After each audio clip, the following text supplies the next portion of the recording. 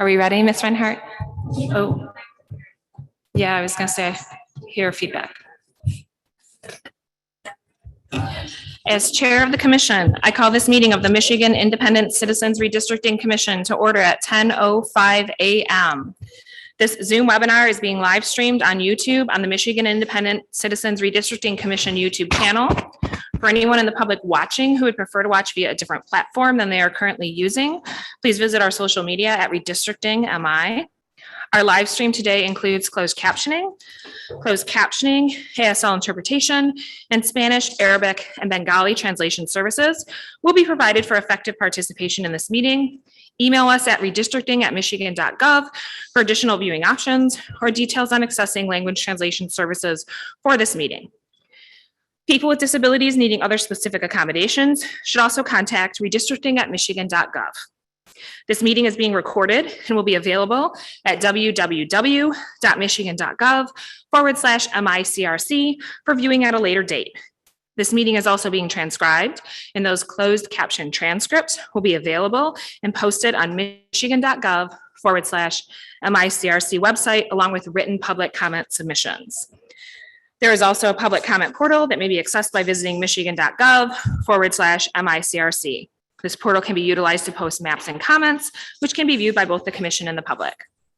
Members of the media who may have questions before, during, or after the meeting should direct those questions to Edward Woods III, Communications and Outreach Director for the Commission, at woodse3@michigan.gov or 517-331-6309. For the purposes of the public watching and for the public record, I will turn to the Department of State staff to take note of the commissioners present.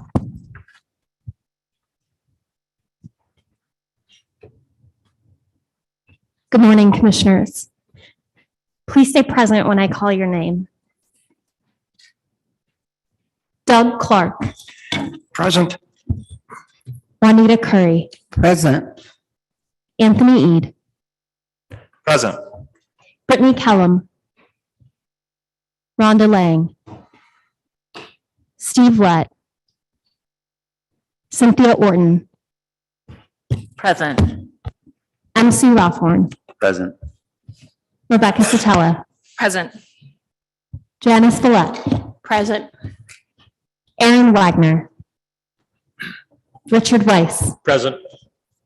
Leslie Witches. Happy New Year, everybody. Present. 9 commissioners are present and there is a quorum. Thank you, Ms. Reinhardt. As a reminder for the public watching, you can view the agenda on www.michigan.gov/MICRC. I will now entertain a motion to approve the meeting agenda. So moved. Yes, Commissioner Clark. Yeah, I would like to add an agenda item Sure. under new business. I'd like to add it as the first item under new business. And that's a vote for a closed session meeting on pending litigation. Okay, so you want to add agenda item 6A and then current 6A would be B, current 6B would become C, Correct. with the agenda item being vote for closed session. Is that correct? Vote for closed session to discuss pending litigation. To Yep. discuss pending litigation.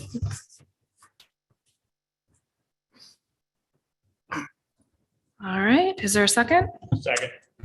Seconded by Commissioner Weiss. So we have a motion by Commissioner Clark, seconded by Commissioner Weiss to add a new business agenda item 6A, vote for closed session to discuss pending litigation that will displace our existing A and B and bump them down to B and C. Is there any discussion or debate on the motion? All right, hearing none, let's go ahead and vote on the amendment. All in favor, raise your hand and say aye. Aye. All opposed, raise your hand and say nay. It's warm in here. The ayes prevail and the motion is adopted. Okay, so at this point I would entertain a motion to amend the meeting agenda as, I just need a second. yeah, I was gonna say, you didn't get a second on that. So Commissioner Rothhorn has seconded. So motion to approve the meeting agenda as amended, made by Commissioner Witches and seconded by Commissioner Rothhorn. Is there any debate or discussion on the motion? All in favor, raise your hand and say aye. Aye. All opposed, raise your hand and say nay. The ayes prevail and the meeting agenda is adopted. Okay, all right. So I just wanted to take a quick point of personal privilege. There was an email that went out last night about communications with opposing counsel, and I just want to make clear for anyone who didn't get a response back about that last night that I was the person who spoke with opposing counsel, but the sole reason for that contact was to facilitate service of the complaint, which I indicated to them I prefer they just serve me by email rather than trying to send a process server to my house. So I did want to mention that to anybody who didn't get that email last night. So there is no misunderstanding that there was discussion about anything other than that. It was solely limited to, hey, serve me by email rather than by a process server. I just don't want people to worry that there was something else. All right, so moving on to our next agenda item. Madam Chair, Yes, General Counsel. thank you so much. Good morning, Madam Chair, and to the commission. On that point, I also sent out an email and did not identify who the commissioner was, which is what I always do. Just a reminder, it is never appropriate to contact opposing counsel in a case against us. So I encourage all commissioners, if they're thinking about doing that, please contact me, and because the legal team, that's information we would need to know, particularly since the court rules are available to everybody. But thank you for raising it, Madam Chair. And just a friendly reminder to all commissioners and staff, please do reach out to myself as your point of contact for the legal team so that we can be aware of these happenings. Thank you. So I don't want to turn this into a debate. It was just merely a point of privilege because your email didn't indicate what was said and it was implying that someone was working with plaintiff's counsel. I wanted to clarify on that point. But to make it perfectly clear as an attorney, it is my opinion that there is nothing inappropriate whatsoever about someone who is tasked with receiving service of process from contacting a plaintiff and indicating how to facilitate. That's what I just said. I don't want to turn it into a debate. Mr. Woods.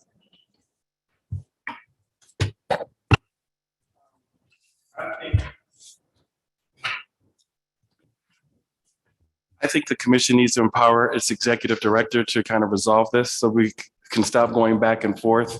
And so if the commission would make a motion that the executive director would work with these two parties so that we can move forward between the emails and everything else that is going on.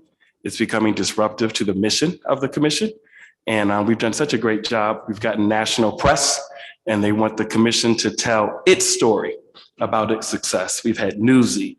They just got something from an economist. We've heard positive reports that Commissioner Orton put in our chat with regards to MSNBC, with regards to New York Times. So this is not that big of an issue. This is something that can be resolved offline, but let's not remember what the voters elected you to do. And that is to draw a fair map, which you have done. And let's not muddy that success over disputes that can be resolved offline. So I would like someone from the commission to make that motion. And I'll be happy to work with our executive director to facilitate that process so it can be done decently in order. Commissioner Clark. Yeah, I will put that motion forward. Seconded. Motion made by Commissioner Clark, seconded by Commissioner Valette to empower the executive director to resolve the dispute with respect to whether it's appropriate to contact opposing counsel to facilitate service of process. Is that correct? No, I don't want to limit it to that. Okay. I want to limit it to the dispute between general counsel and the chair of the commission. Okay, is that acceptable since it's your motion? It is. Thank you. Motion and seconded by Commissioner Villette. Any discussion or debate on the motion? All in favor, raise your hand and say aye. Aye. All opposed, raise your hand and say nay. I am going to abstain from voting because there's a conflict of interest on that. Madam Chair, Yes, General Counsel. just for the record, I'd like to state that I have no dispute. So I'm sorry? just for the record, I'd like to state that I have no dispute, but I certainly welcome any necessary intervention to address the problem. I think we just need to move on because Yeah, we can yeah, always I'm not agree to gonna disagree and comment move on that. forward. Yep, we will let that lie. Okay, moving forward. First item on our agenda is unfinished business agenda item A and B, amend the rules of procedure and rescind the remote hybrid meeting policies. Without objection, I'll ask our general counsel to provide information on these agenda items. Oh, I'm sorry, we amended, so, and I skipped over, where, Always remember mouth breathing here. okay. Commissioner Kellum is present. I just want to acknowledge that for the public record. And no, we are going on to the amended rules of procedure. I was thinking I skipped public comment, but I did not. Go ahead, General Counsel.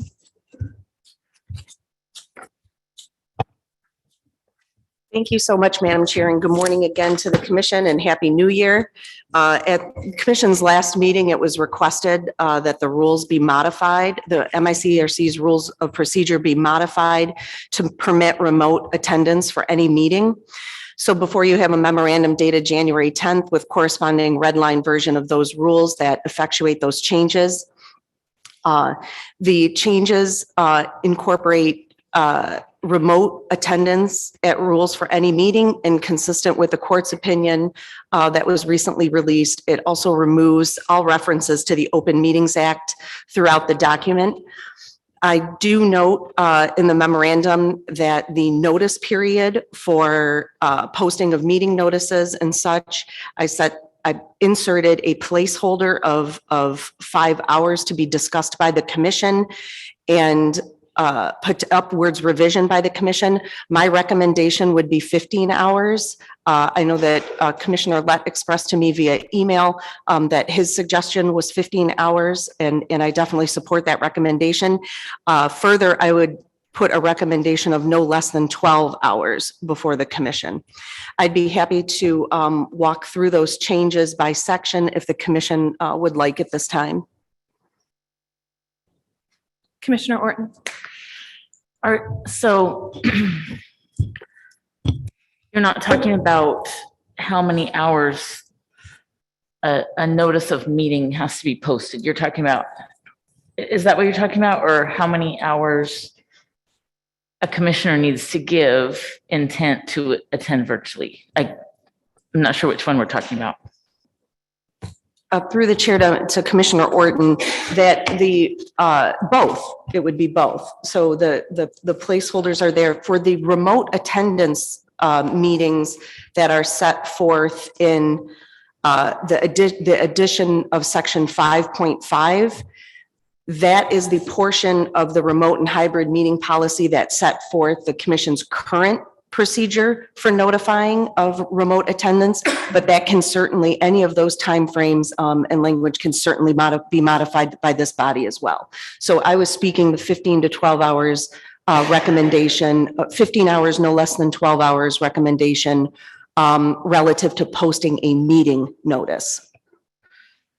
So follow up, I think that's great, but as far as commissioners giving notice to attend virtually, do we even have to do that? Does it have to be posted a certain amount of hours before? Because it seems to me that we want as many commissioners to be able to attend as possible. And if we're allowed to attend virtually, I think we should just be able to attend virtually, because we never know what's going to happen at the last minute, or weather or whatever. Sickness. So I would move that that commissioners can attend virtually without previous publication notice. So I would just, to facilitate what Commissioner Orton is suggesting, under 5.5A, with that very first sentence where it says that we will give notice as soon as possible, I would just end it right there and just eliminate a time limit on that, as soon as possible, to the Secretary of State. And I would entirely take out B, because if we don't have to provide notice that members are attending remotely, then, there's just no need to even have B whatsoever. So I think that would facilitate what you're suggesting. And I agree. I don't see any reason why, if we're not required to under the law to give X hours of notice, we should have as much flexibility as possible, because the reality is we're still in the middle of a pandemic. It's winter. People are traveling long distances. And I think there's a net benefit is having many people be here as possible. And we want to facilitate that as much as possible.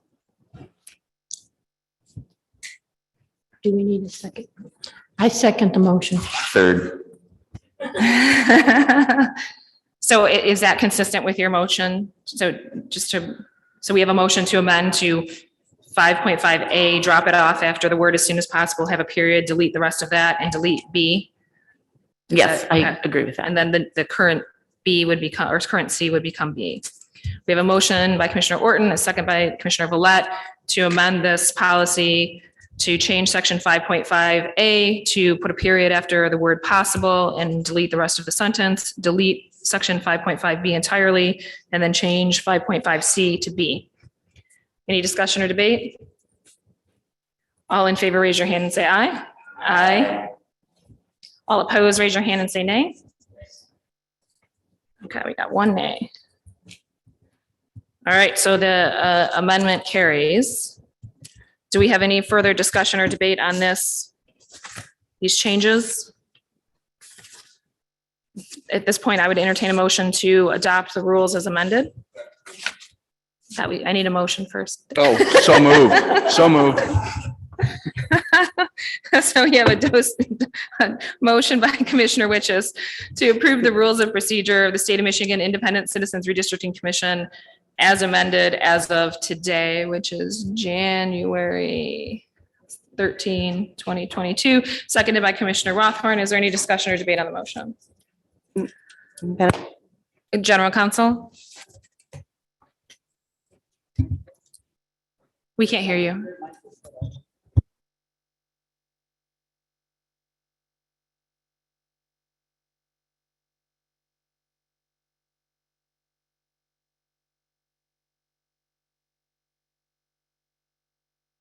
For the members of the public who are watching, we've lost a bank of microphones, so our technical support is working on fixing that right now. So just give us a few moments. Okay. Thank you, Ms. Reinhardt. Madam Chair, I wanted to note that given the escalation and continuing pandemic situation, particularly in the state of Michigan, that the commission may want to consider also allowing for remote meetings, in person and remote, that the commission may have the option to do that as well. I believe that was also a suggestion of a commissioner. And to effectuate that change, I would suggest adding. 5.2, maybe? No, I would suggest under section 6.2 meetings, which reads official action shall be taken only at a meeting which is conducted in accordance with these rules. The commission shall conduct meetings as follows. I would propose adding the clause prior to as follows, in person or remotely by majority of vote of the commission in setting such meeting.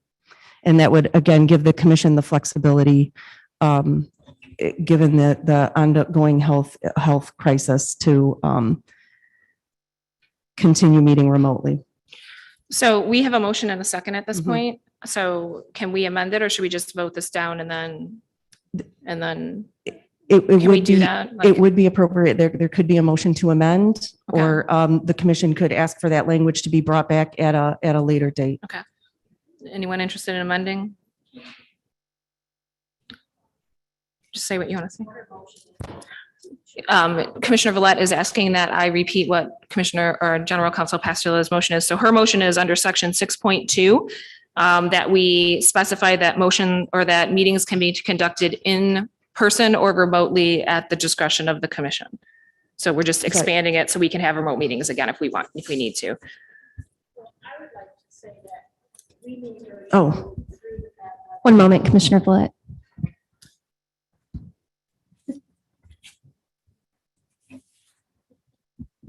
I say that we should meet virtually through the bad weather months and because of the COVID, like February and March, and we start back with in-person meetings. I actually like the in-person meetings. I think that we read each other better when we're in person, but we never know what the weather's going to be, and COVID is, going up. So I would like to put that out there.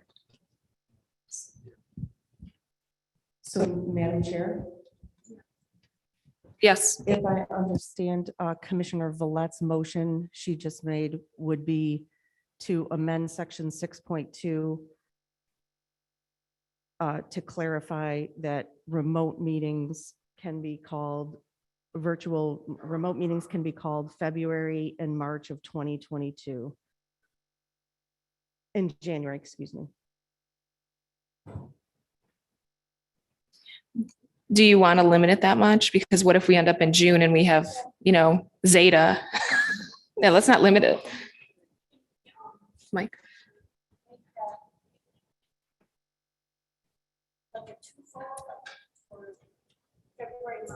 We don't meet. And then still going forward. Mike? So Commissioner Villette just said, can we make it a twofold? But I'll Okay. let her continue her statement. So I just want to say for the one more meeting in January, we meet virtually, February, March. And then going forward, we make a decision. I'd hate to think that because we made it that anybody can call in whenever they want and do it virtually. I hate to think that the people back there are here and no one shows up, or there's two people or one person. So going forward, I'd like to just say straight out virtual till the weather gets better in April. And then I guess we can decide what we're going to do going forward. Any thoughts, discussion?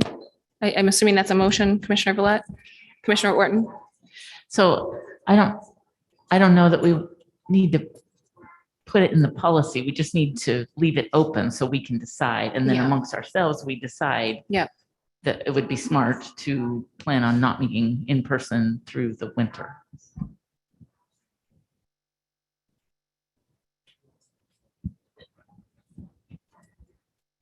Mr. Woods. Yeah, I'd just like to have the commission consider, the option of flexibility. Don't really narrow or tie yourself down. And with regards to that, because just because it might work in the winter might not mean it doesn't work in the summer. So instead of limiting yourself, why don't you just have a broader policy that gives you the flexibility to do remote when necessary? If I understand. Go ahead, Commissioner Rothman.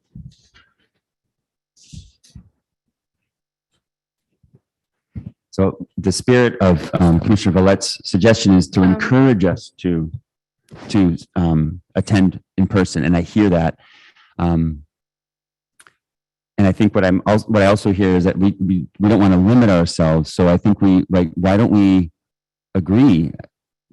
I guess, yeah, it's the difference between what we put in policy and what we want to encourage, right? So I think I don't want to limit us in policy to something that we want to encourage. We want to encourage each other to meet in person, but I don't want to put the encouragement in policy. So I guess what I'm so hoping, I really hear what you're saying, and I appreciate that, and I want that as well. And yeah, keeping ourselves open and not limiting us in policy feels really important at this point, because there is so much uncertainty, and we don't even know how long we're going to be meeting. Is it 1 year, 2 years, that kind of thing, right? A month. A month, We don't yeah. know. Yeah. We just don't know. And so that flexibility feels important. And I really want to go on record as saying, I like the idea of encouraging us to meet in person. I think it's really important. And I do think, as you said, Commissioner Villette, that we read each other better, and I think it's important. All right. Any other comments, or can we get a motion to amend at this point? Commissioner Villette? So MC, are you suggesting that we don't say we're just going to meet virtually for the next 2 months, that we make it, if you don't come, you just don't come? I mean, are we considering the people who have to come here so early and set up equipment for maybe somebody with nobody here? General Counsel. Thank you so much. So, I understand that the discussion on the path forward is still occurring, but if I can offer a recommendation, the commission can amend the rules, to put the months in the rules, or if there is not a time frame put in the rules themselves, the appropriate thing would be to adopt a motion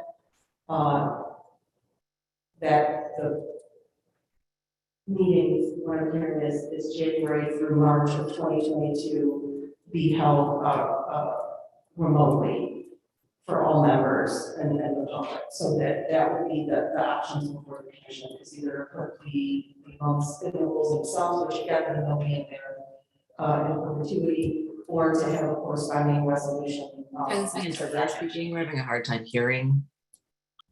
She can't hear you. My apologies, I may have been asked on. Actually, I think it might be the mic itself.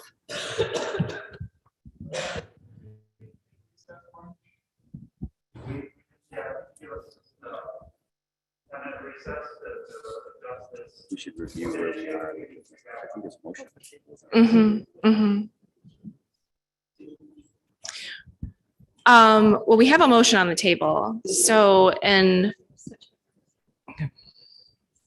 we have a limited time today, so I'd like to get this resolved so we can get through our agenda items. Madam Oh, Chair. there's Steve. Hey, there he is. Madam Chair, Just thank you. for the record, I'd like to designate that Commissioner Lett has signed on. Commissioner Lett, would you like to state your location for the record where you are remotely attending from? It hasn't been adopted. Oh, it hasn't been adopted. I'm Yeah. sorry. Sorry, Commissioner Lett, you're gonna have to wait a few minutes. Madam Chair. Thank you. If I could restate, I got thumbs up, I believe. If I could restate the options before the commission, as I understand the discussion that's ongoing, would Here. Okay, let me restate the two options that we have in front of us, guys. So one would be to just amend 6.2 to specify that the meetings can be in person and remote with no temporal limitations on that. The other option would be to specifically call out that meetings during January, February, and March would be specifically remote. And then are you also intending that we leave in maybe remote at other times too? I think maybe we should revisit that near the end of March, at one of the meetings in March, and decide how we're going to go. Okay, so she's saying she thinks we should revisit that at the end of March and decide how we want to go forward, just in case anybody's having problems hearing. Okay, so I would consider a motion on one or the other. Commissioner Ede,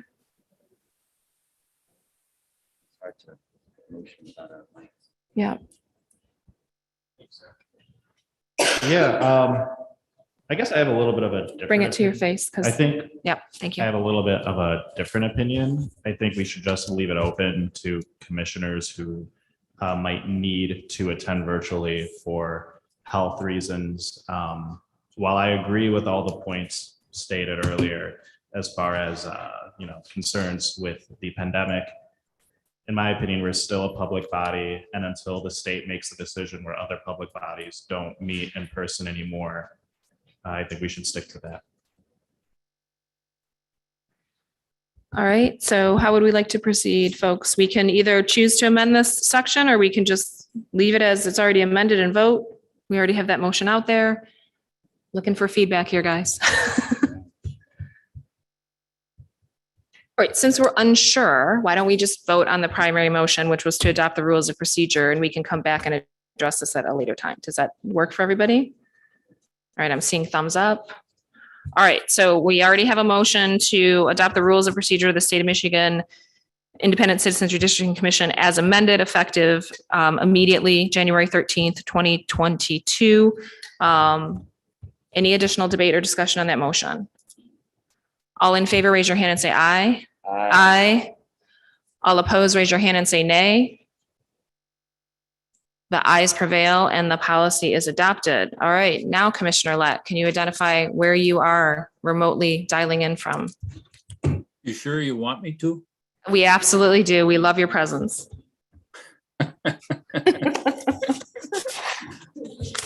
All right, this is Steve Lett, and I am remote from Lee County, Florida. Thank you, Commissioner Lett. All right, our next, Commissioner Ede. For our general counsel, if we could get just a few different options circulated, so that for our next meeting, we can circle back to this. That'd be great. Just in case that wasn't heard, Commissioner Ede asked that our general counsels propose a few different options on this and circulate it back to us so we can get back to it.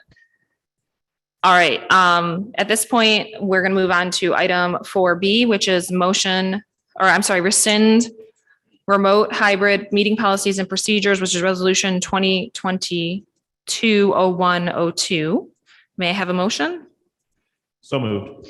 Motion made by Commissioner Ede, Second. Second. Seconded by Commissioner Lett. So say Lett and Ede. Is there any debate or discussion on the motion? All right, hearing none, it's been motioned and seconded that we approve resolution 2022-0102 to rescind the remote and hybrid meeting policies and procedures. All in favor, raise your hand and say aye. Aye. Aye. All opposed, raise your hand and say nay. The ayes prevail and the resolution is adopted. Okay, at this point, we're going to move on to our public comment pertaining to agenda topics portion of our meeting. Hearing no objection, we will now proceed with public comment. Individuals who have signed up and indicated that they would like to provide in-person public commentary to the commission will now be allowed to do so. Please step to the nearest microphone when I call your number. You'll have 1 minute to address the commission. Please conclude your remarks when you hear the timer. First in line is number 1.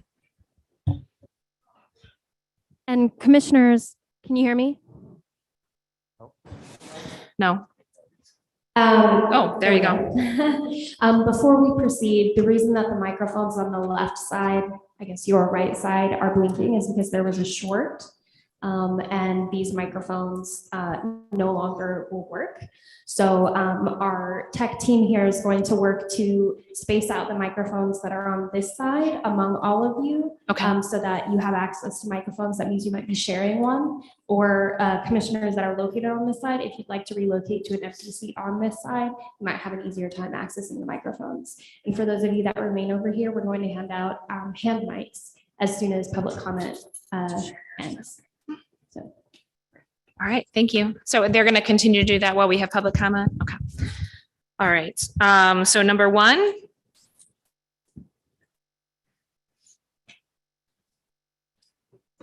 Good morning, Commissioners. My name is Danielle Stephen Atara, and I'm a member of Delta Sigma Theta Sorority Incorporated Detroit Alumni Chapter, as well as the Detroit branch of NAACP. And I am here speaking on my own accord today. First, I want to say that I oppose the final maps that you voted on and selected, but I want to talk about the operation of the business here. First, I believe the commission failed to address the concerns expressed by Black Detroiters and their allies regarding the Voting Rights Act for minority majority districts.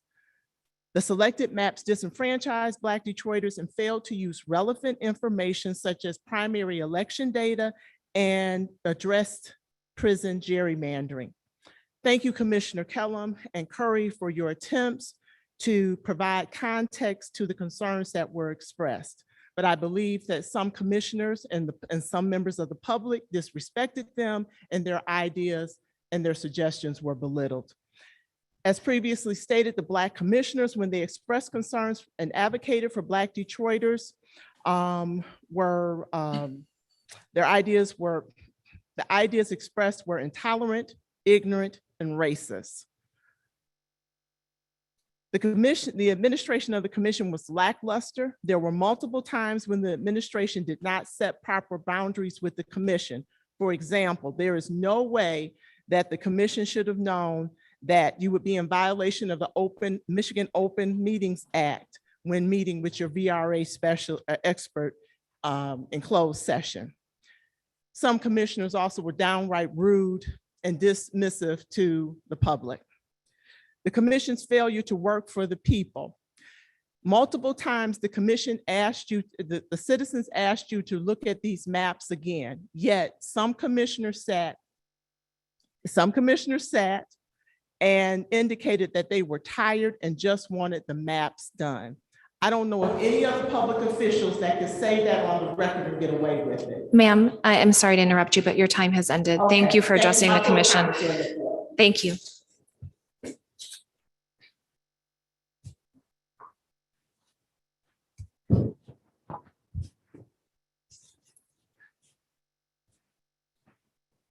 Good morning. My name is Rick Blocker. I'm from Southeastern Michigan. First thing I want to say is that you violated the Voting Rights Act. It was clear that it needed to be more work done.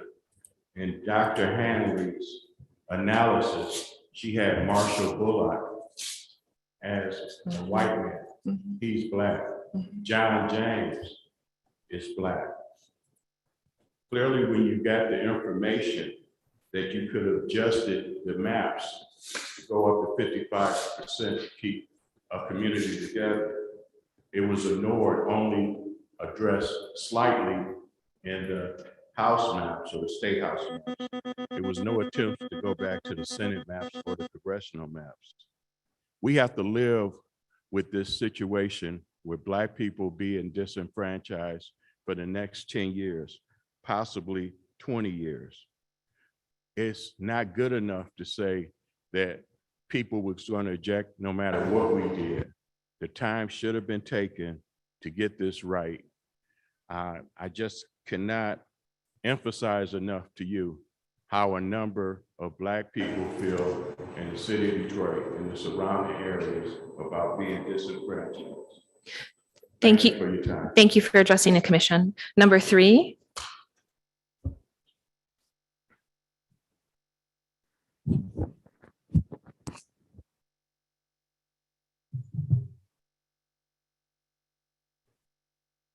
Good morning, Commission. My name is Natalie Bienemy, and I'm a native Detroiter, a member of the NAACP, member of the Detroit Alumni Chapter of Delta Sigma Theta Sorority Incorporated. I'm also speaking on behalf of my community as a private citizen. I would like to address the MCRC public comments in a way where we could discuss redistricting engagement process and how it can be improved in the future. I strongly suggest adding diversity and historical training on understanding the Voter Rights Act so all commissioners will understand that any district with a Black voting age population below 40% is unacceptable. Not considering all the facts and data in the Commission's Voting Rights Act analysis will continue to lead future commissions down the same path of disenfranchisement of Black and Brown communities, despite their best intentions. The Commission should look at the way politics work in Detroit and other communities, not just try and hit a number. Cracking Detroit will never be fair. Secondly, eliminate all closed-door meetings and private memos. All commission meetings should be performed publicly to offer a clear, honest assessment about what's going on with the commission to stop backdoor deals and discriminatory practices. I'm sorry to interrupt again. We have more than 1 minute to present. Thank you. For listening to my concerns, and thank you for your time and your devotion to this commission. Thank you for addressing the commission. For some reason, our timer isn't audibly indicating, so I will let you know when your 1 minute has expired. Thank you. Number 4.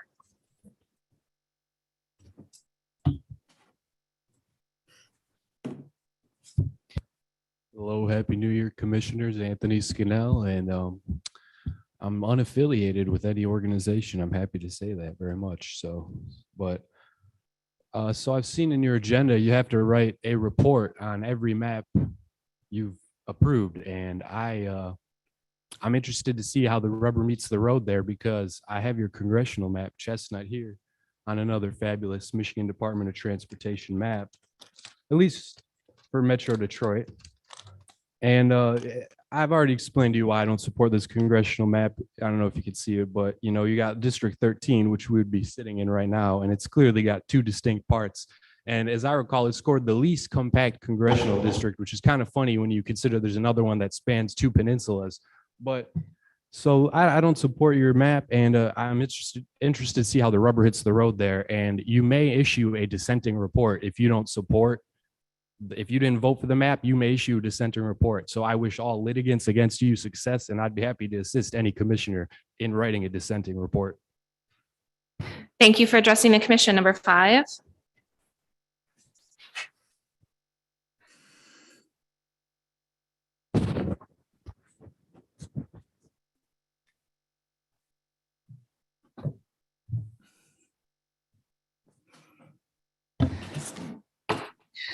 Good morning. My name is Villette Anderson. I am a member of Delta Sigma Theta Sorority Incorporated.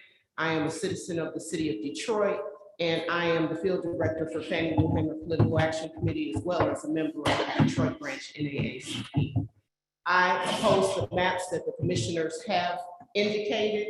I feel that these maps lack commitment and honor to the Voting Rights Act and have not provided us with the minority majority districts that we should be but allowed to have based on the Voting Rights Act. Primary data was not included in the analysis, and that the inconsistent information in the Handley report. There has been, the commission was guided by, I believe it's Edelson, and it appears that Mr. Edelson was directing the commission to a final outcome. We don't oppose the process, but we oppose the outcomes. And as the gentleman just said before me, the dissension of individual commissioners would be well served for this commission. Thank you for addressing the commission. Number 6.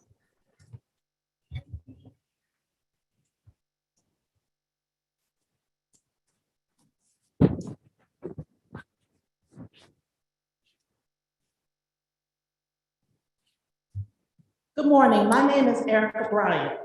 I'm a resident of the city of Detroit. I too am a member of Delta Sigma Theta Sorority Incorporated, though I offer comments today as a private citizen. I strongly suggest that future commissions allow more than 90 seconds to 1 minute to address mapping concerns. At least 3 minutes would be more appropriate to provide public comments in the future. This process is very, very important. As you heard my sisters indicate and share their specific concerns with the process as well as the outcome. I believe allowing additional time for public comments will go a long way toward building public confidence in the process, improve the quality of the commission's decision-making, and also increase the likelihood that all stakeholders will accept the result. Thank you very much for your time and your service. Thank you for addressing the commission. At this point, we are going to move on to remote public comment. Individuals who have signed up and indicated they would like to provide live remote public commentary to the commission will now be allowed to do so. If you are on a computer, you'll be prompted by the Zoom app to unmute your microphone and speak. If you are on the phone, a voice will say the host would like you to speak and prompt you to press *6 to unmute. I will also call on you by your name or last 4 digits of your phone number. Also, please note that if you experience technical or audio issues or we do not hear from you for 3 to 5 seconds, we will move on to the next person in line and then return to you after they are done. If your audio still does not work, you can email redistricting@michigan.gov and we will help you troubleshoot so you can participate during the next public comment period at a later hearing or meeting. You will have 1 minute to address the commission. Please conclude your remarks when you hear the timer. First in line to provide public comment is Curtis Fernandez. Please allow a moment for our staff to unmute you.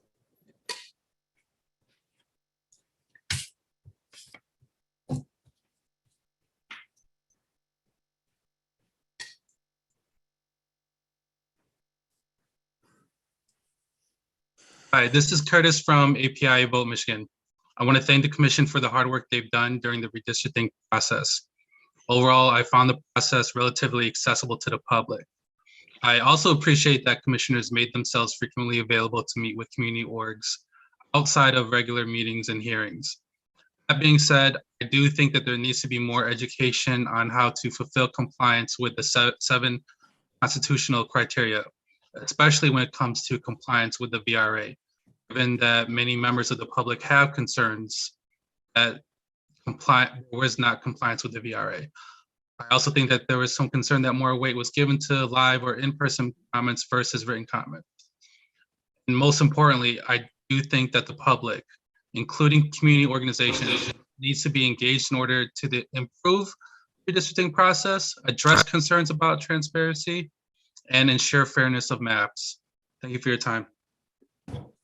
Thank you for addressing the commission. Next in line is Danielle Stephen Atara. Oh, she already spoke. Okay, I thought it was the same person. Okay, that concludes our public comment for today. However, I would like to mention that all emailed and mailed public comment is provided to the commission before each meeting. Commissioners also review the public comment portal on our www.michigan.gov/MICRC website on a regular basis. We appreciate everyone who provides public comment in whatever way you choose and invite you to keep sharing your thoughts, especially if you'd like to share ways that the MICRC processes or procedures have been good or could have been more effective. Moving on to our new business agenda item 6A, vote for closed session to discuss pending litigation. Commissioner Clark, I'm assuming you will address that. Do you have a mic? Yes, thank you. I'm going to turn it over to the general counsel. She has made a request that we have a closed session and she can provide the details to it. General counsel.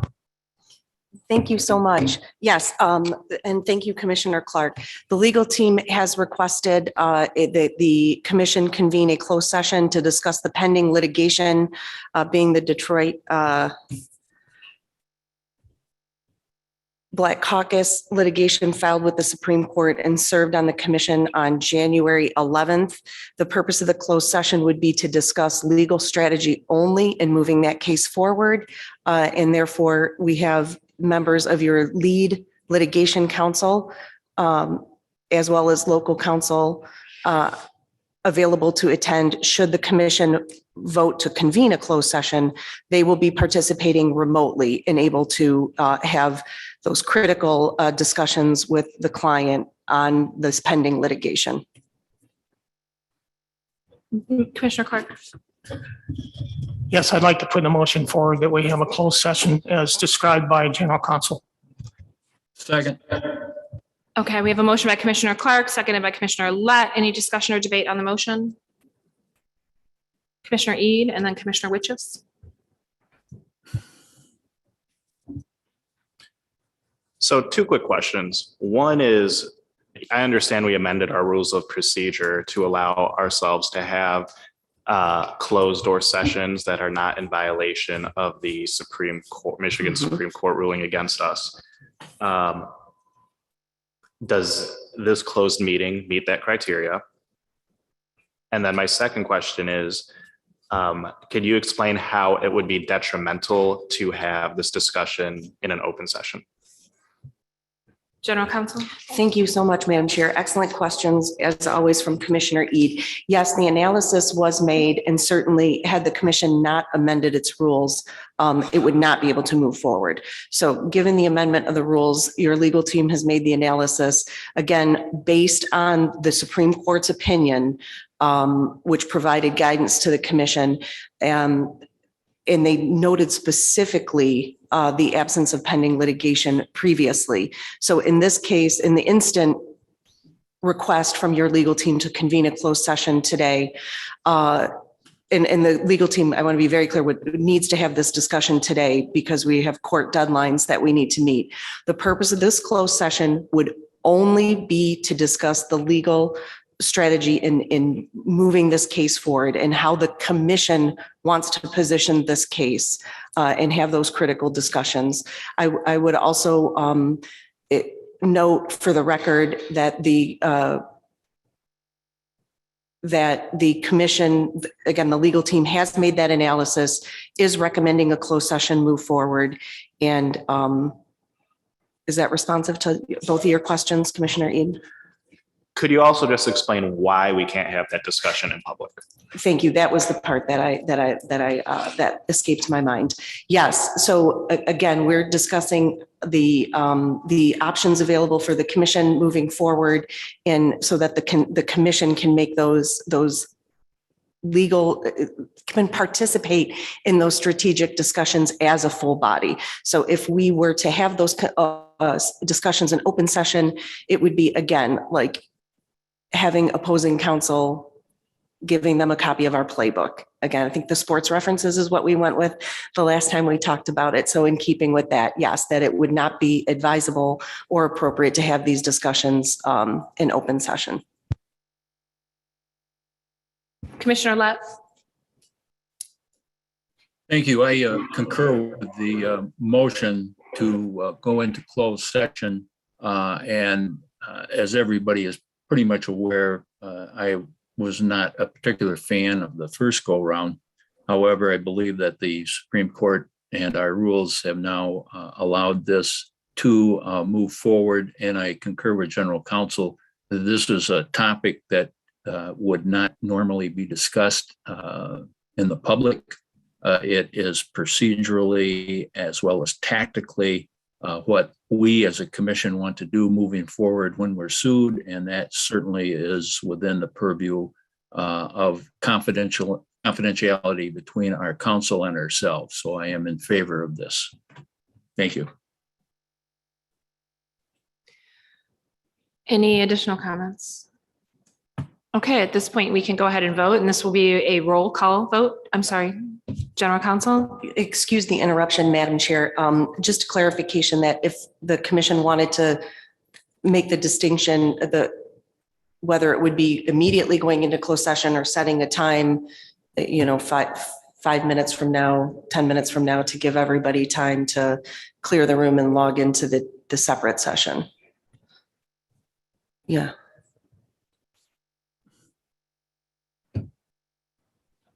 Anyone care? Or at noon, I just either immediately or a time It's certain. gonna have to be a fast closed session. All right, just each time. What? I'm sorry, Commissioner Witches? Might as well do it right now. Might as well do, Have the closed session right now. yeah, no, I think we need a motion and then a vote. Okay. I'm waiting for a motion and a vote. Commissioner I move Clark. we go into closed session. Thank you, Commissioner Lett. I'll second it. So we have a motion by Commissioner Lett, seconded by Commissioner Clark to call a closed session pursuant to 6.2.5 of the MICRC Rules of Procedure. Any additional debate or discussion on the motion? Ms. Reinhardt. Just as a reminder to members of the public viewing remotely and in person, should the commission decide to go into closed session, members of the public attending in person will kindly be asked to step out of the room, and the live stream will temporarily pause. Upon the conclusion of the closed session, the commission will come back into public session, and those who have stepped out of the room may re-enter the room if you would like to, and the live stream will resume. Okay, so this has to be by a roll call vote. So can you please do the roll call? Commissioners, please indicate your support of the motion with a yes or a no. I will call on commissioners in alphabetical order, starting with Doug Clark. Yes. Juanita Curry. Anthony Ede. Yes. Brittany Kellum. Yes. Steve Lett. Yes. Cynthia Orton. Yes. MC Rothman. Yes. Rebecca Satella. No. Janice Villette. Yes. She's not present. Richard Weiss. Yes. Dustin Witches. No. By a vote of 9 in favor, the motion carries. Okay. All right, so the results of the roll call vote are 9 in favor, 2 noes. The motion did carry. The closed session will go into effect immediately. It is currently 10:58. So we would ask those members of the public who are in attendance to please leave the room. And the permissible purpose are pending litigation being Detroit Caucus versus Michigan Independent Citizens Redistricting Commission, MSC, Michigan Supreme Court docket number 163926. And the reason for the closed session is to discuss legal strategy in pending litigation with MICRC lawyers. And all members of the public are required to exit the room, and the online streaming of the open meeting will resume at the conclusion of the closed session. Commissioner Lett, you will need to log back in through the link that Ms. Reinhardt had just emailed out as well. Thank you.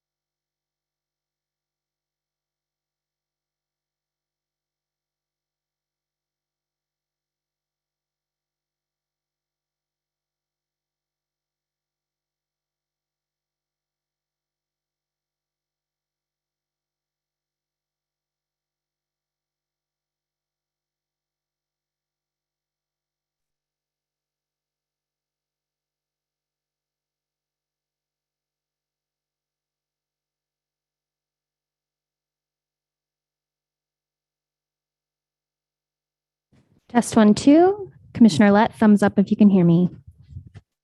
Thank you.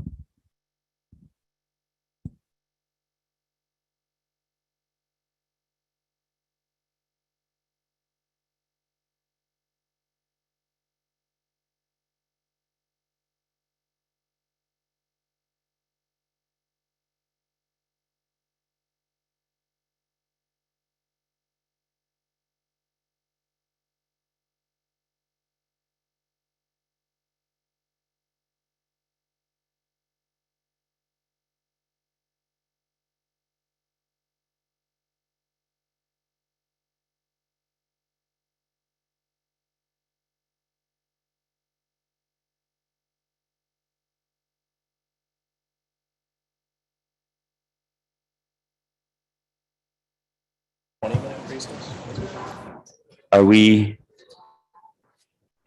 Okay, so as Vice Chair of the Commission, I reopen the, I'm going to call the open session back to order, and I'm going to acknowledge that the closed session ended at 12:21. In order to open this new session, would the Secretary please call the roll? Commissioners, please say present when I call you. Anything for you, buddy. If you're attending today's meeting remotely, please announce your role if you're attending remotely and you also your I'll call commissioners in alphabetical order, starting with Doug Clark. Present. Juan Victor, Present. Anthony E. Present. Present. Rhonda Lang. Steve Lett. Present, attending remotely from Lee County, Florida. Cynthia Orton. Present. MC Rockmore. Present. Rebecca Satella. Janice Villette. Present. Aaron Wagner. Richard Weiss. Present. Dustin Witches. Present. 10 commissioners are present and there is a quorum. Thank you, Ms. Reinhardt. So it is 12:25. May I suggest that we, without objection, we will be in recess until 12:45. We'll take a 20-minute break. Hearing no objections, we are in recess until 12:45.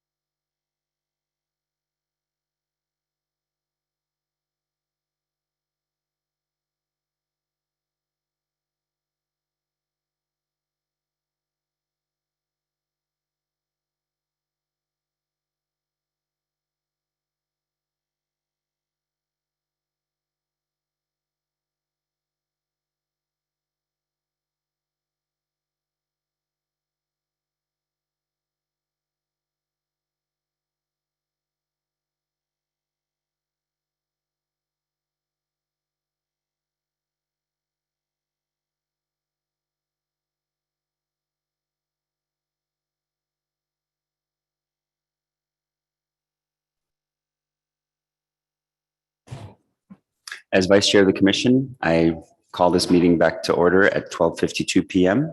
Will the Secretary please call the roll?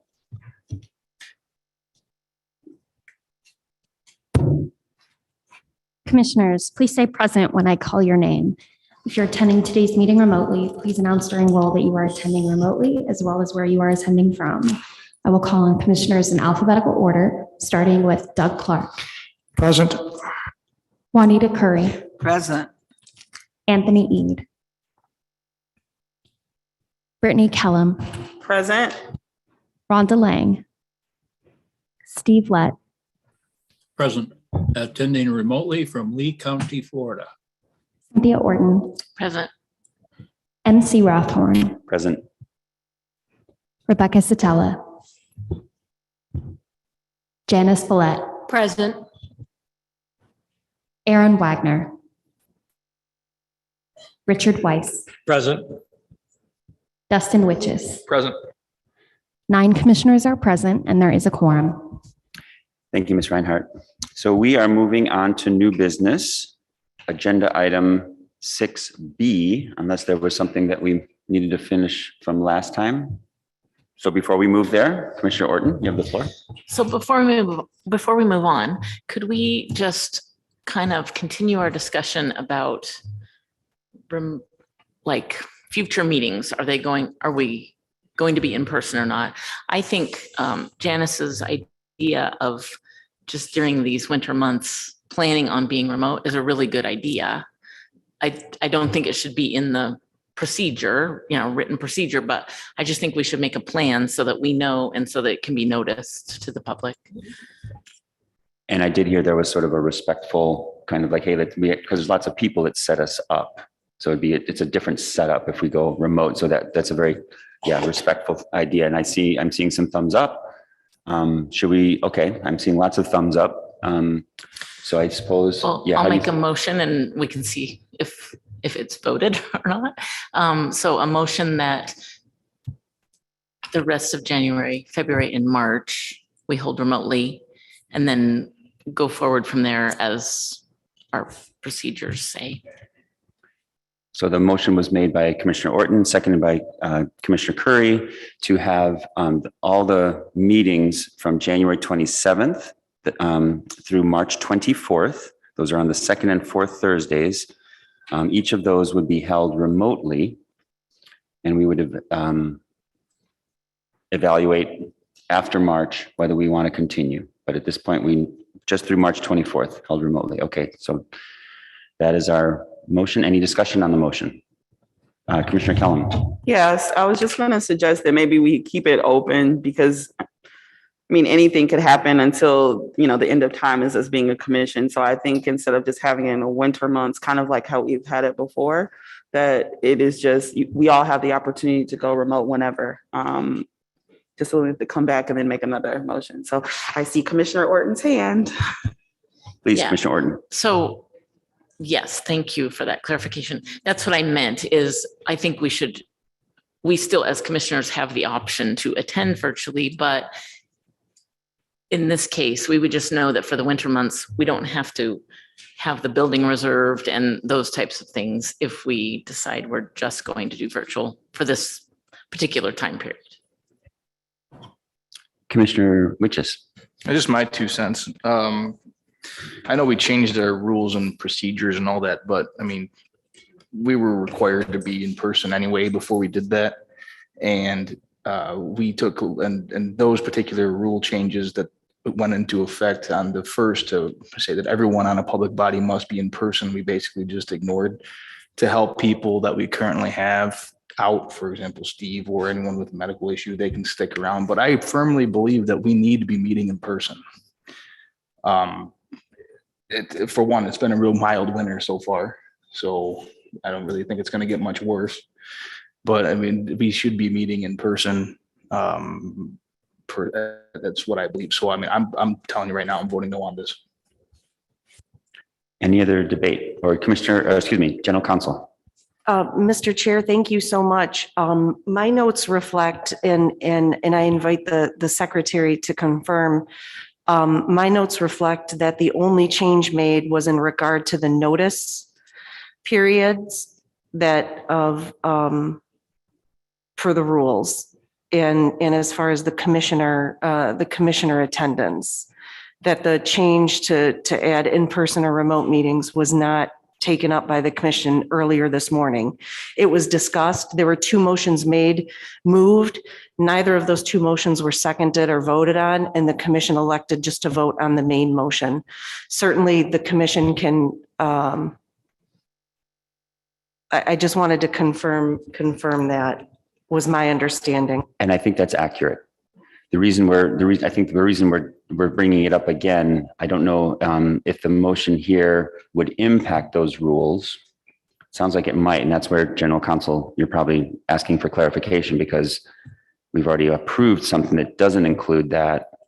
What we're discussing now to go into virtual through March 24th would impact what we just approved prior to the closed session.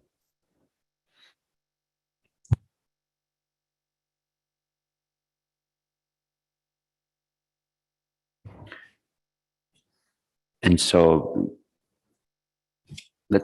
help me clarify, what is it we're trying to do? We're trying to essentially say we want to go remote. That's what the motion on the table is. Our rules say that we can each be remote, but then there's a setup, and then if everyone's coming here and expecting virtual or in person, then that doesn't really, it's not fair. And it feels like it's a difference. So I think that's why we're talking about it, to try to understand, like, if everyone's virtual, it just feels, and I think that's why we're talking about this. Go ahead, Commissioner Curry. Can you turn your microphone on? We have to discuss it because if everyone, say if 5 people decide to go virtual that haven't been virtual, and I'm not talking about the 2 that always go virtual, but if 5 people go virtual and we are renting this big place out, then that's going to work against, to me, having this big old place. So we need to decide one way or the other. Thank you, Commissioner Curry. And then Commissioner Villette. Okay, I think that maybe we should say that for January, February, and March that's left, we meet virtually. And then starting in April, we meet in person. Not leave it at we'll rediscuss it or anything. We just say, we come back and we meet in person. Director Hammersmith.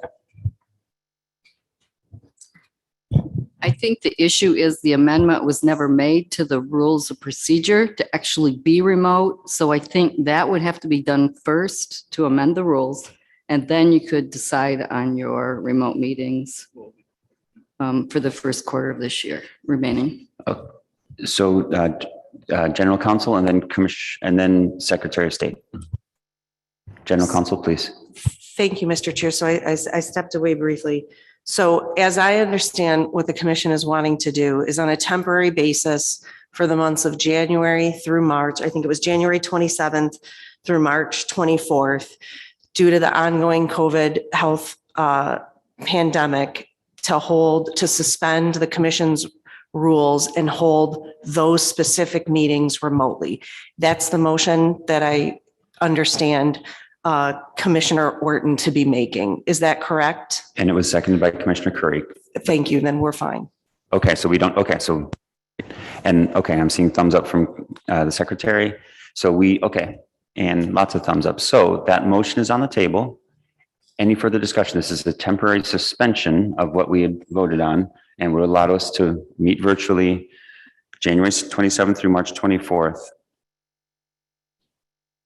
Commissioner E, do you have a question or thought?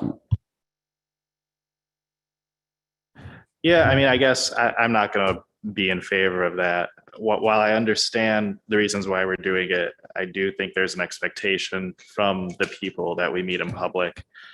I mean, I totally understand if commissioners who can't be here in public would want to be virtual. I think that's totally fine, but to just have everything be virtual, I don't agree with that.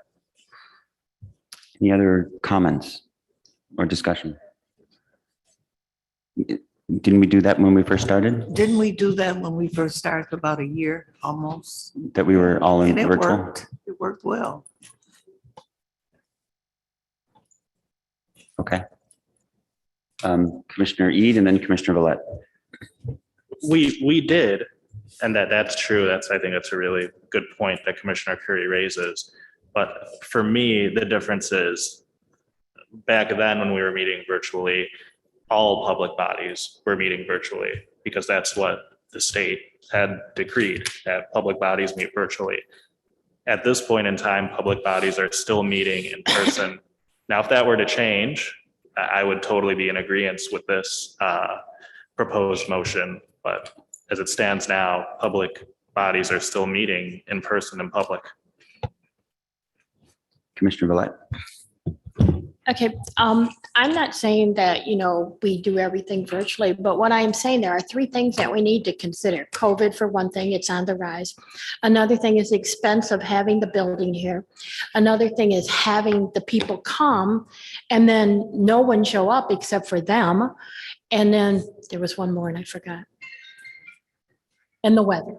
And the weather. So I say if we just, for these 5 meetings, that's all it is 5. And another thing is, it's not like we're telling the public, oh, guess what? We're not going to meet in person. They have 2 weeks. We're not meeting again for 2 weeks. So it's not like we're suddenly saying, oh, like they're not showing up at the door and we're not here. We're letting them know 2 weeks ahead of time that we won't be here. And it's still a public meeting. There still can join us just like always. I don't think, I haven't heard from the public that they care whether commissioners are joining virtually or in person. Commissioner Witches. I just don't think that we call ourselves a public body. I just don't think that we can make special exception to those rules that every other public body in the state has to follow. So. Okay. Commissioner Kellum or General Counsel, do you want to respond first? So I'm just making sure that I'm following the conversation. I know I don't want to elongate it.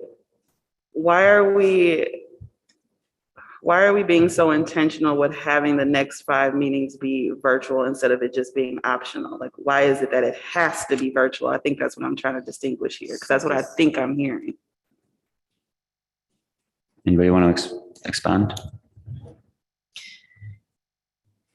Yeah, let me see if I Yeah, can because what the get my have to thoughts is what I have the out. problem with. So I think, since we changed the procedure so that we can be virtual, we don't have to give the 18-hour notice or whatever. We can attend virtually if we want to, which I am behind. If it were to happen that all of us decided we needed to be virtual some week, we've still rented this building and we still have AV people setting up for us and all the expense of all that. But if we just say, due to winter weather and whatever, COVID, we're going to, for these next 5 meetings, be virtual, then we don't have that cost that we're experiencing. I don't know. I just don't. I think we should just have the option to be in person, both for the sake of what it looks like, the optics of it. And this is me saying that, having been in the position of wanting to, I just think it should be open to in-person and virtual, because you could be virtual, mandatory virtual, because that's what it sounds like to me for the next 5 meetings. And then what happens if something more serious comes and then we have to totally be virtual and then we've just not been here altogether. I mean, that's a bit of a rabbit hole thought, but I don't know, whatever the commission decides, I just think it should be flexible, that you can, if something happens, if you're uncomfortable because of the 5 reasons that Commissioner Valette listed, then you have the option to be virtual. And if you want to be in person, because maybe your schedule allows you to be in person and you like being here, then you should be able to do that too. Commissioner Orton. Yeah, I think whatever the commission wants, I'm behind. That's good. I do just think we can't just leave it, like we have to decide at this meeting what the next meeting is going to be, so that so it's noticed properly and stuff, so people can know where they're gonna attend or how they're gonna attend. So just to be clear, the next meetings are in person. They're they're not noticed as in person, or they're scheduled, but they're not noticed. Is that accurate? Scheduled, but not noticed? Okay. Commissioner Curry? Yes, if this was summer or spring, I would love to travel and try to meet everybody, but I am afraid to drive on ice, snow, and if it's raining real hard, any far distance. But other than that, and I know that we're in the season for bad weather. I think if I stayed anywhere out of Detroit, I would not attend if it snowed 3 feet or 2 feet. Thank you, Commissioner Curry. Commissioner Witches, and then I'm going to get to General Counsel, and then Commissioner Villette. I move to end discussion and take a vote on making the next meetings virtual, the next 5 meetings virtual. Is there a second? Second. Okay. Commissioner Ede seconded to end discussion, and it's a 2/3 vote. So we're going to vote on ending discussion of this motion, should we do a roll call, or is this, we can do a simple hands, right? Okay, all in favor of ending discussion, please raise your hand and say aye. Aye. Aye. Okay, looks like one. Can you raise your hands, please, and just so we just see? Okay, it's unanimous. We're ending debate. Ending debate. Those are the ayes, and nay, if you would not like to end debate, nay, please respond with a nay. Okay, so discussion is ended. That means we are at the vote. Oh, General Counsel, please. Mr. Chair, I was just going to offer to restate the motion if that would assist the body. Yes, please. So before the commission is a motion made by Commissioner Orton, seconded by Commissioner Curry. The motion is to suspend the rules of procedure to hold remote meetings temporarily due to the COVID-19 pandemic, beginning January 27th. And the meeting on March 24th would also be remote. That is the motion that's before the body, is to temporarily hold remote meetings for the time frame specified. Thank you. Thank you. All in favor, please raise your hand and say aye. Aye. Aye. All opposed, please raise your hand and say nay. Nay. Okay, I believe we have 11 people in attendance. So that's 11 or 10 in favor and 1 nay. We have 10 in attendance, so we have 9 in favor, 1 against, and so the motion passes. Okay, thank you. I believe we are at the point where we're going to move on to new business agenda item 6B again, unless there's other things to discuss. Okay, moving on to 6B. This is the issue bid request for lessons learned video and report. Without objection, I will ask Communications and Outreach Director Edward Woods III, to present this item. Hearing no objection, please proceed, Mr. Woods.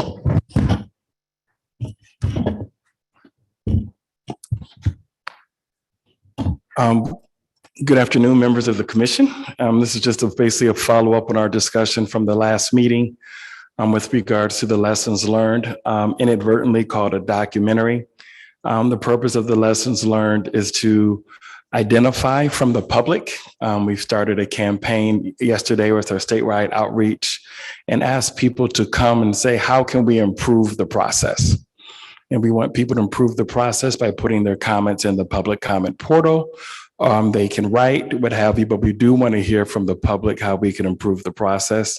But the lessons learned would also look at the process and the procedures that the commission has implemented and developed, what the commission feels has worked well, and what could be of how we can improve. It will also include the technical report that has to be done as well as a part of the process. The script or the outline of the script would be approved by the commission, so you would know exactly what is taking place before the money is spent to record the video.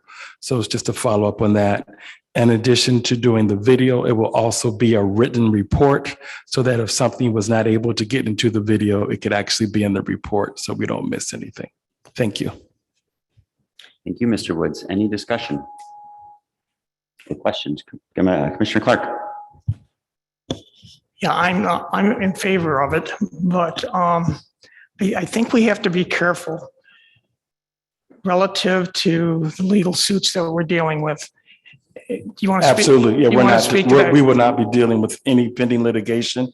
And in my report, we're going to talk about that as it relates to interviews with the press and stuff that is happening, because I want to make sure the commission's all on the same page. We will not be discussing pending litigation at all whatsoever.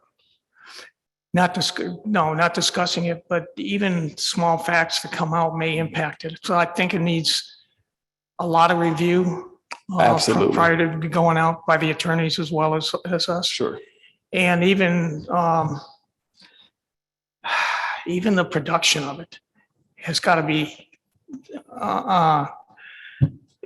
well controlled. So, yes, I mean, that's my comments. Thank you. Commissioner Witches. Move to adopt resolution 2022-0103, which is to approve the issuance of the bid request for lessons learned report and video. Is there a second? Second. Thank you. Commissioner, moved by Commissioner Witches, seconded by Commissioner Villette, to adopt resolution 2021.01.03, the issue bid request for lessons learned video and report. All in favor, please raise your hand and say aye. Aye. Aye. All opposed, please raise your hand and say nay. The ayes have it, and the motion is adopted. We will continue. Thank you, Mr. Woods. We will continue new business with agenda item 6C, publishing requirements within 30 days after adopting maps and the report on the adopted plans. Without objection, I will ask Executive Director Hammersmith to start the discussion. Hearing no objection, please proceed, Mrs. Hammersmith. Thank you, Vice Chair MC. For clarification, I copied the constitutional sections that deal with the report that's due in 30 days and also the final report. MDOS and MICRC staff met and considered what we should publish with the 30-day notice, and that would be by our next meeting date, which is January 27th, that we would have this 30-day report due from the date the maps were adopted. So the thought was to create a public notice, and General Counsel Pastula did draft a public notice. The adopted plans would be, there would be links to the adopted plans. So the maps, the shape files, and the mapping criteria data for each of the plans that were adopted. The census data would be available.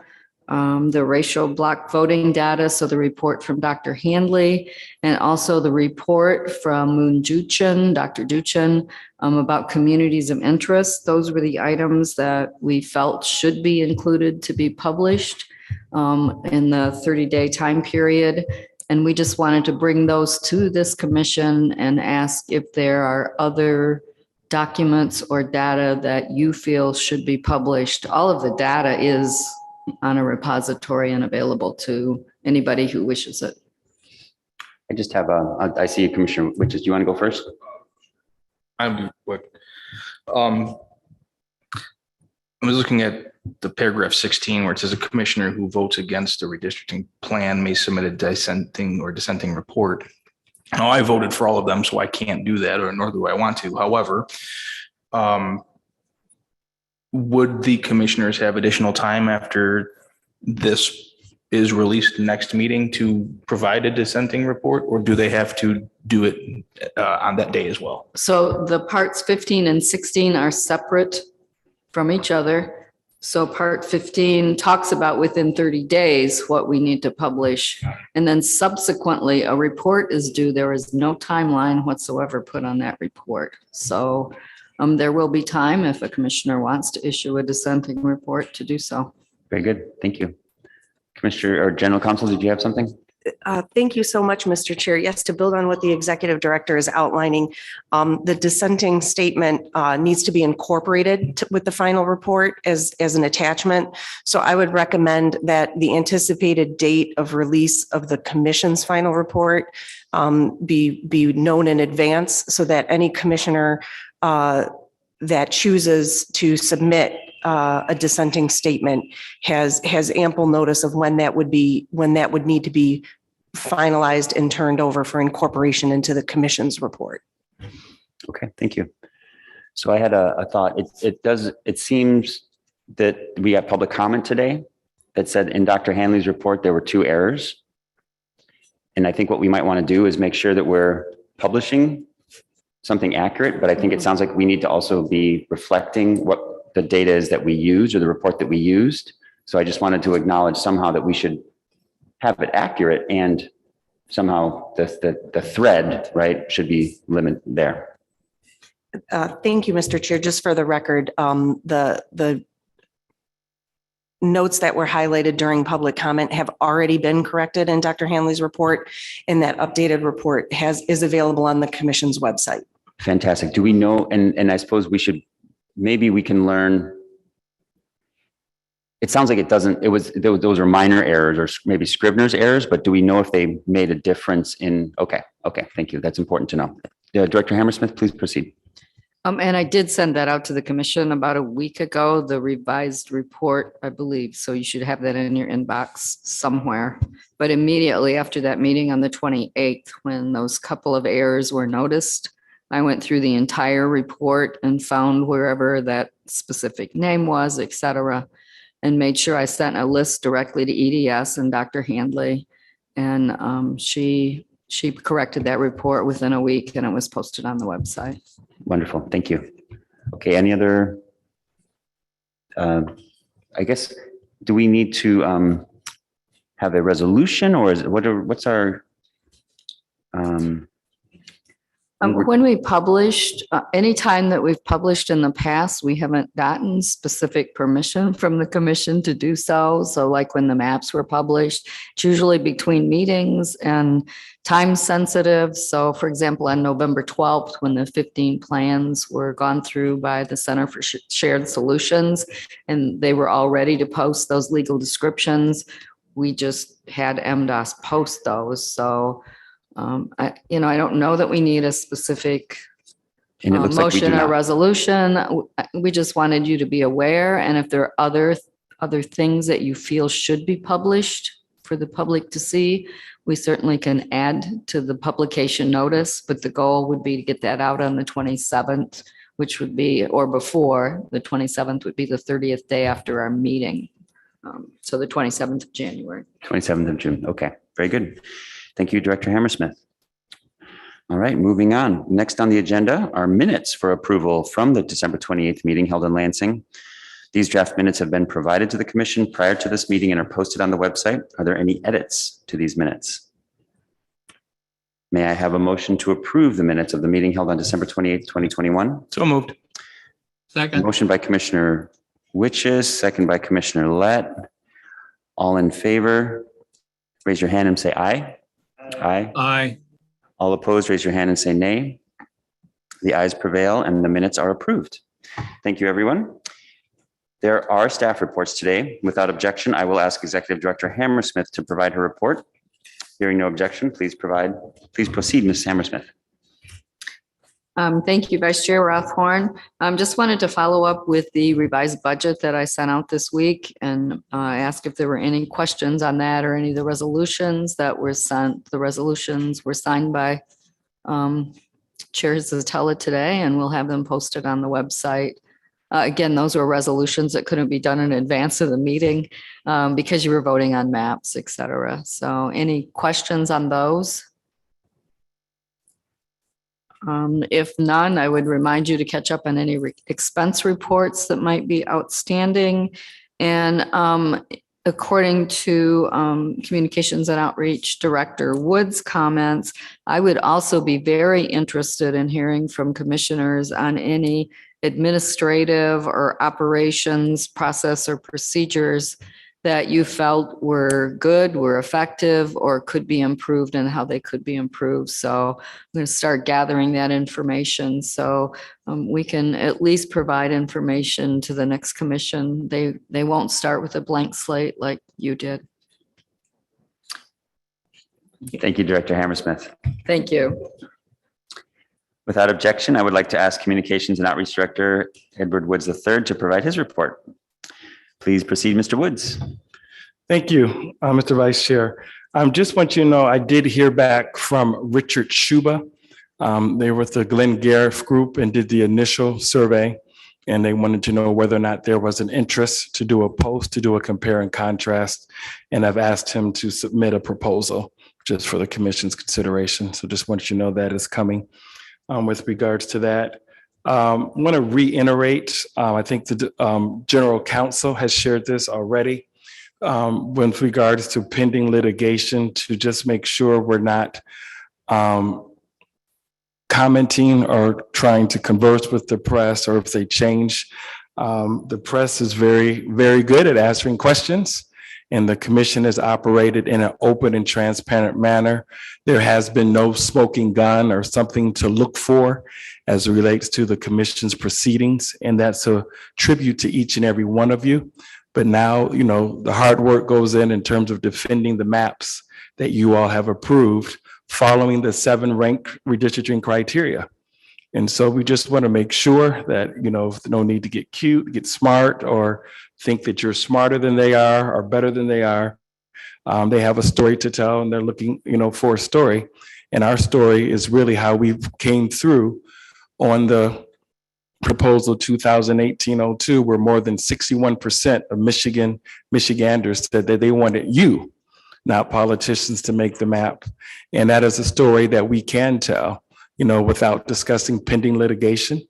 And as we continue to get media requests and interviews, we will continue to share that with the commission so that you have the opportunity to share the work that you have done in fine fashion.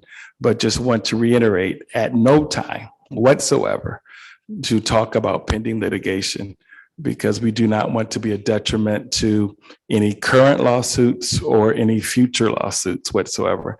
And I know people understand that in theory, but it also has to be in practice. It can't be something done behind closed doors or manipulated. The press knows how to get in contact with you. They know how to reach you. And so, you know, refer them back to me, or just say you can't comment. But they have our statements. We have not hidden anything from them. We shared with them this week with regards to our intent for our lessons learned and what that was about, and how it's a responsible use of tax dollars, because the citizens wanted to have input on the maps. They also want to have input on how we can improve the process.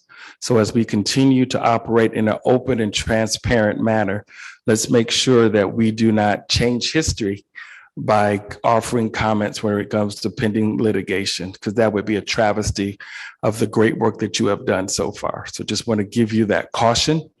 And then also remind you that as you tell the story, make sure that you do not give any indication of asking any questions or suggesting anything that might hurt us as it relates to pending litigation or litigation to come. Thank you so much. Thank you, Mr. Woods. Without objection, I will ask Sarah Reinhardt from the Michigan Department of State if she has a report. Hearing no objection, please proceed, Ms. Reinhardt. No updates. Thank you very much, Ms. Reinhardt. Correspondence received in advance of our meeting today was provided along with the written public comments to the commissioners in our meeting materials. Are there any future agenda items that commissioners would like to have added to future agendas? All right. Are there any announcements? Very good. As the items on the agenda are completed and the commission has no further business, a motion to adjourn is in order. So moved. Second. Commissioner Witches and Commissioner Lett, our dynamic duo. All in favor of your hand and adjourning, raise your hand and say aye. Aye. All opposed, raise your hand and say nay. The ayes prevail. The meeting is adjourned at 1:26. Thanks very much, everybody.